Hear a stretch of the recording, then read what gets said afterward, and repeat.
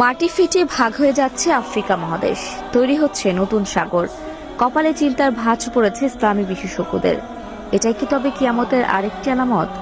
প্রিয় নবী হযরত মুহাম্মদ সাল্লাল্লাহু আলাইহি ওয়াসাল্লাম সহিহ মুসলিমের হাদিস নম্বর 2877 বলে গিয়েছেন যে কিয়ামতের সময় পৃথিবীর বড় বড় পরিবর্তন এবং ভয়ঙ্কর ঘটনা ঘটবে, যার মধ্যে একটি হলো জমিন ফেটে যাওয়া।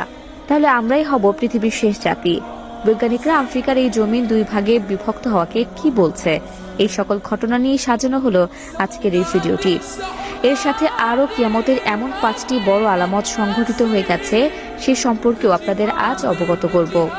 তাই প্রিয় দিনী ভাই ও বোনেরা, সাবধান হন আজ থেকেই। সব ভুলে যারা দুনিয়াবী মায়ায় পড়ে আছেন তারা একবার চিন্তা করুন, দুনিয়া জীবন শেষে আখিরাতে আপনি আল্লাহর সামনে কি নিয়ে দাঁড়াবেন। তাই ভিডিওটি সবার কাছে শেয়ার করে দিন এবং সবাইকে আল্লাহর পথে আসার জন্য আহ্বান করুন। তো চলুন ভিডিওটি শুরু করা যাক। প্রিয় দর্শক, আল্লাহ রাসূলের বলে যাওয়া অসংখ্য কথা সাহাবীরা বিভিন্ন হাদিস শরীফের মধ্যে লিপিবদ্ধ করে গেছেন। সে সকল ঘটনার মধ্যে কিয়ামতের কিছু আলামত বলা আছে। এর মধ্যে রাসূল সাল্লাল্লাহু আলাইহি ওয়াসাল্লামের কাছে হাদিসে যা সহিহ মুসলিমের মধ্যে বর্ণিত আছে যে কিয়ামতের পূর্বে ভূপৃষ্ঠের মাটি খণ্ড খণ্ড হয়ে যাবে, যা আমরা বর্তমানে কিছুদিন পরপরই শুনে আসছি।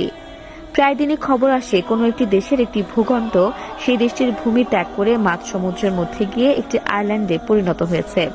এছাড়াও কিয়ামতের আরও কিছু বড় বড় আলামত আছে, যেগুলো আমাদের সামনে প্রকট হয়ে গেছে। তার মধ্যে একটি আলামত বা কিয়ামতের সূচনা হলো মহানবী সাল্লাল্লাহু আলাইহি ওয়াসাল্লামের মৃত্যু।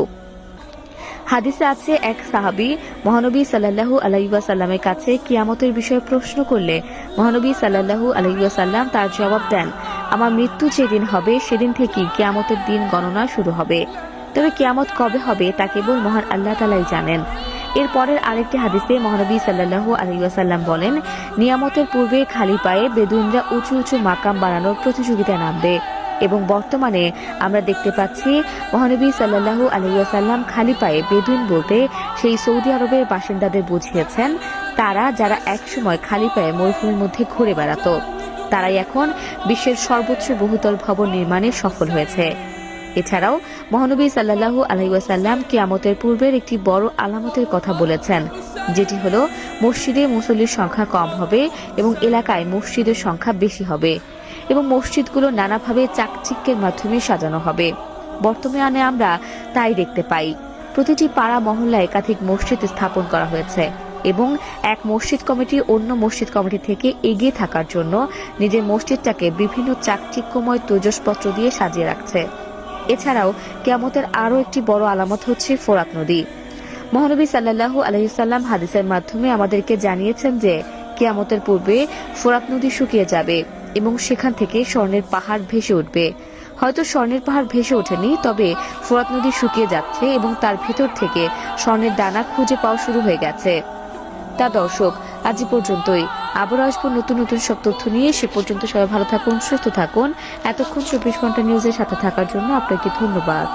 প্রিয় নবী বলেছেন, স্বামীর অনুমতি ছাড়া স্ত্রী যদি এই 3টি কাজ করে তাহলে সেই স্ত্রীর জন্য জান্নাত হারাম হয়ে যাবে এবং সেই স্ত্রীকে সারা জীবন জাহান্নামের শাস্তি ভোগ করতে হবে। সেই নারীর জীবনে যতই আমল থাকুক তার আমলের কোনো মূল্য থাকবে না। কি সেই 3টি কাজ যা স্বামীর অনুমতি ছাড়া স্ত্রী করতে পারবে না? প্রিয় দর্শক, অবশ্যই ভিডিওটি সম্পূর্ণ দেখবেন এবং বেশি করে শেয়ার করে দিবেন, যেন আমাদের মা বোনেরা ও স্ত্রীরা এই 3টি কাজ ভুল না করে। সতর্ক করতে অবশ্যই ভিডিওটি শেয়ার করে দিবেন। আপনারা যারা বিয়ে করেছেন তারা অবশ্যই আলহামদুলিল্লাহ কমেন্ট করবেন এবং যারা আগামীতে বিয়ে করার সিদ্ধান্ত নিয়েছেন তারা অবশ্যই ইনশাআল্লাহ কমেন্ট করবেন। আল্লাহ আমাদের সবাইকে কবুল করুক, আমিন। তো চলুন বেশি কথা না বলে শুরু করি আজকের ভিডিও। 1 নম্বরে, স্বামীর অনুমতি ছাড়া কোনো স্ত্রী নফল নামাজ অথবা নফল রোজা আদায় করতে পারবে না। প্রিয় দর্শক, নফল নামাজ হলো এমন একটি ইবাদত যা আমাদের ফরজ নামাজের ঘাটতি পূরণ করবে, কিন্তু বিবাহিত নারীর ক্ষেত্রে নফল নামাজ আদায় করতে হলে অবশ্যই স্বামীর অনুমতি লাগবে। এমনকি নফল রোজা পালন করার জন্য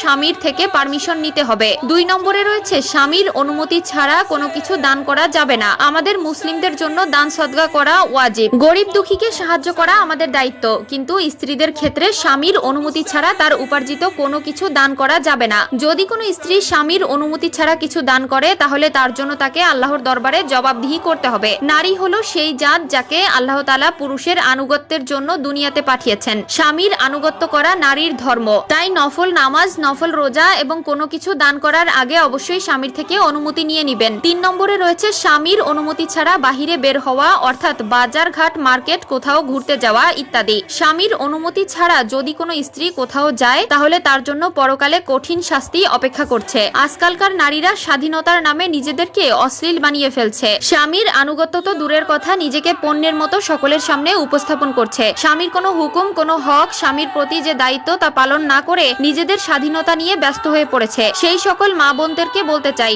সময় থাকতে নিজেকে শুধরে নিন, নয়তো এই দুনিয়ায় পার পেয়ে গেলেও পরকালে আল্লাহর কাঠগড়া থেকে কোথাও পালাতে পারবেন না। আপনার সকল পাপ কর্মের হিসাব সেদিন দিতে হবে। আপনি যদি ইমানদার হয়ে থাকেন, পরকালে জান্নাতে আপনি আপনার স্বামীর সাথে থাকতে পারবেন। প্রিয় নবী বলেছেন, জান্নাতে স্ত্রীর চেহারার সৌন্দর্য এতটা সুন্দর হবে যে এক পলকে 40 বছর পার হয়ে যাবে। সুবহানাল্লাহ। এছাড়াও আপনি যদি অন্য কারো হক নষ্ট করেন, আপনি যতই ইমানদার হন না কেন, আপনি কখনোই জান্নাতে প্রবেশ করতে পারবেন না যতক্ষণ না ওই ব্যক্তি আপনাকে ক্ষমা করবে। প্রিয় দর্শক, কখনো কি চিন্তা করেছেন এই পৃথিবীতে যখন আপনি এসেছিলেন তখন এক দুর্বল শিশু হয়ে দুনিয়ায় এসেছিলেন, আবার যখন আপনি এই দুনিয়া থেকে চলে যাবেন তখন দুর্বল হয়েই চলে যাবেন। জন্মের সময় আপনাকে অন্য কেউ গোসল করিয়েছিল, মৃত্যুর পরেও আপনাকে অন্য কেউ গোসল করাবে। আপনার জন্মে যেরকম মানুষ অনেক খুশি হয়েছিল, ঠিক তেমনি আপনার মৃত্যুতে মানুষ কান্না করবে। দুনিয়াটা আমাদের জন্য চিরস্থায়ী নয়। আমরা একা এসেছি, আবার একাই চলে যাব। আপনি যেমন নগ্ন অবস্থায় দুনিয়ায় এসেছিলেন, তেমনি নগ্ন অবস্থায় আপনাকে দুনিয়া ছাড়তে হবে। সঙ্গে পাবেন শুধুমাত্র শরীর ঢাকার জন্য সাদা কাপড়। প্রিয় নবী হাদিসে বলেছেন,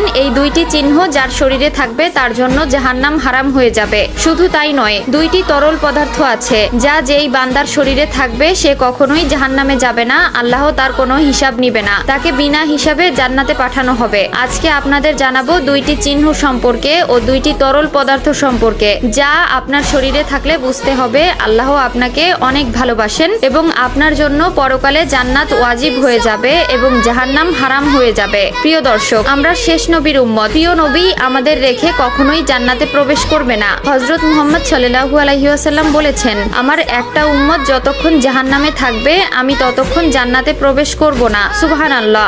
মায়ার নবী আমাদের কত ভালোবাসেন, তাই তিনি তার হাদিস শরীফে বলেছেন 2টি চিহ্ন সম্পর্কে। এই 2টি চিহ্ন যাদের শরীরে থাকবে তারা কখনোই জাহান্নামে যাবে না, তাদের আল্লাহ তাআলা বিনা হিসাবে জান্নাতে প্রবেশ করতে দিবেন এবং তার আমলনামা ডান হাতে দিয়ে দিবেন। অবশ্যই ভিডিওটি শেষ পর্যন্ত দেখবেন এবং শেয়ার করে দিবেন। যাদের শরীরে এই 2টি চিহ্ন আছে অবশ্যই কমেন্ট করে জানাবেন। হয়তো আমরা অনেকেই জানি না আমাদের শরীরে আল্লাহ তাআলা তিল, দাগ অথবা চিহ্ন কেন দিয়েছেন। আল্লাহর প্রত্যেকটা সৃষ্টির একটা রহস্য থাকে, ঠিক তেমনি আমাদের শরীরের প্রত্যেকটা অঙ্গ, এমনকি প্রত্যেকটা অংশই আমাদের কোনো না কোনো কাজে অবশ্যই আসবে। তো চলুন আগে জেনে নেই কোন তরল পদার্থ থাকলে আমরা বিনা হিসেবে জান্নাতে যেতে পারবো এবং কোন চিহ্ন দুটি থাকলে আমরা বিনা হিসাবে জান্নাতে যেতে পারবো। সবকিছুই থাকবে আজকের ভিডিওতে, তাই মনোযোগ দিয়ে অবশ্যই ভিডিওটি দেখবেন এবং সকলে ভিডিওটি শেয়ার করতে ভুলবেন না। প্রথম তরল পদার্থ হলো রক্ত।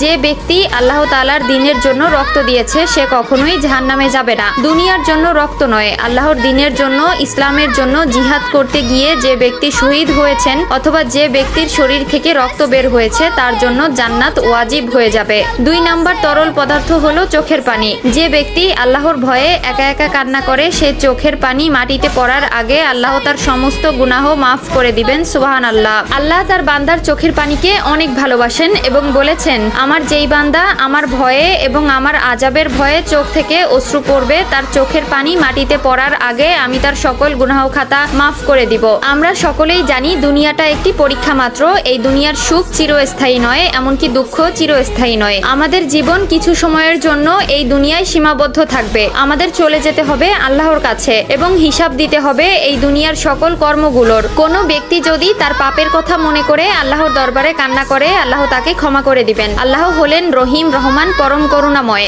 জান্নাতে দুনিয়ার এই দৈহিক কাঠামো থাকবে না। জান্নাতে বিশাল রাজ্যে রাজত্ব করার জন্য জান্নাতি সাজে জান্নাতিবাসীদের দেহ সাজানো হবে। সেখানে নতুন দেহ, নতুন বয়স, নতুন ভাবে মুমিনরা নিজেদের আবিষ্কার করবে। জান্নাতবাসীদের দেহের দৈর্ঘ্য হবে 60 হাত আর মানুষগুলো চিরতরুণ, চিরসবুজ থাকবে। তাদের বয়স হবে 30 থেকে 33 এবং তাদের দাড়ি থাকবে না, শরীরে কোনো পশম থাকবে না।